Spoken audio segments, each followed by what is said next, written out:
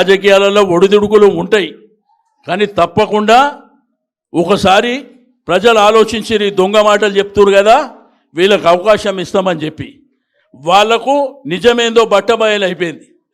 తిరిగి కేసీఆర్ గారు వస్తే 15-20 సంవత్సరాల వరకు తిరిగి ఈ రాష్ట్రంలోనే గులాబీ జెండా ఉంటుందనేటువంటి విషయాన్ని మనం గుర్తుపెట్టుకోవాల్సినటువంటి అవసరం ఉంది. ఒక రాష్ట్రాన్ని సాధించినటువంటి నాయకుడు, ఒక రాష్ట్రాన్ని పరిపాలన చేసినటువంటి నాయకుడు, నా రైతు బాగుండాలి, నా అక్క చెల్లె బాగుండాలి, నా తమ్ముళ్ళు బాగుండాలి, ప్రజలు బాగుండాలని నిరంతరం శ్రమ చేసినటువంటి నాయకుని పట్టుకొని, అంత వయసున్నటువంటి నాయకుని పట్టుకొని ఈ నీచమైనటువంటి భాష మన కళ్ళారా చూస్తున్నాం. ఈ విధమైనటువంటి భాషని ఈరోజు మనం మొన్న ముఖ్యమంత్రి గారు హార్వర్డ్ యూనివర్సిటీకి పోయిండంట, ఎక్కడ అమెరికాలో. హార్వర్డ్ యూనివర్సిటీకి నేను వచ్చిన తర్వాత ఏం మాట్లాడిండో చూసారు.